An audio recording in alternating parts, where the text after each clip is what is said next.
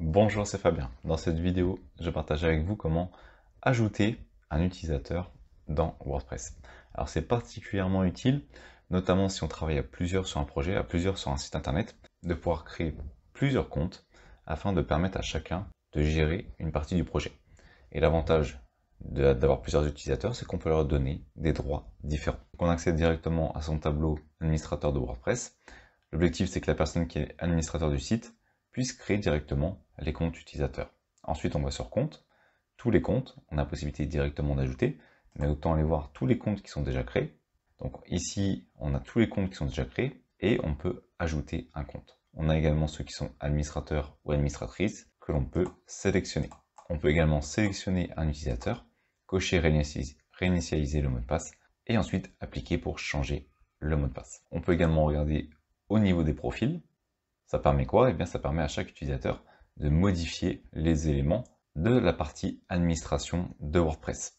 On peut ainsi changer son profil et ajouter des éléments à son profil. Si je souhaite par exemple changer la couleur en moderne, en bleu, on peut voir que ça va modifier ainsi l'aspect de la partie administration de WordPress. Je peux également désactiver le surlignage synthétique ou encore désactiver l'éditeur visuel pour écrire. Maintenant, on va donc aller créer un compte, créer un utilisateur. Je vais faire ajouter. J'aurais pu faire ajouter directement ici. On va lui indiquer un identifiant. On va indiquer Fabien Test. Un email, on va dire test.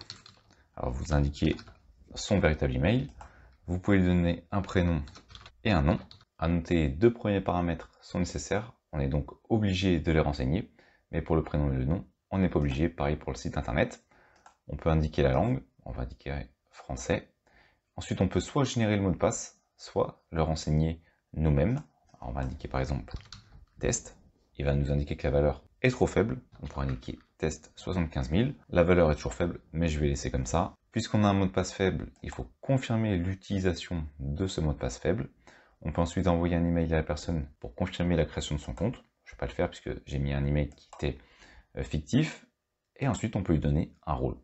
En fonction du rôle qu'on va lui donner, elle aura plus ou moins d'options lorsqu'elle va se connecter. Le niveau le plus haut étant administrateur, et ensuite on peut lui donner par exemple un simple niveau abonné, contributeur, et on va d'ailleurs faire contributeur pour voir qu'on a beaucoup moins d'options quand on est contributeur que quand on est administrateur. On peut regarder ici toutes les possibilités qu'on a lorsqu'on est administrateur. On va ajouter notre compte.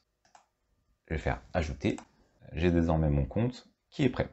Je vais donc quitter la partie administrateur de mon compte Fabien. Je vais retourner ici, je vais indiquer Fabien Test, le mot de passe que j'ai utilisé, et je vais donc me connecter.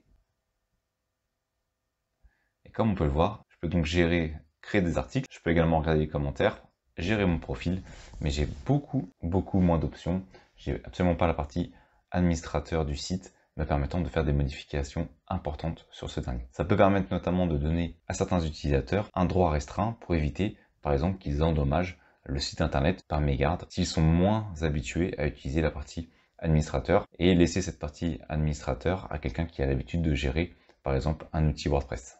Merci d'avoir suivi cette vidéo jusqu'à la fin. Si cette dernière vous a été utile, vous pouvez la partager ou simplement ajouter un pouce bleu. Cela participe à faire découvrir cette vidéo. Vous pouvez également vous abonner à la chaîne et activer les notifications. Je publie régulièrement du contenu. Merci et je vous dis à bientôt pour une nouvelle vidéo.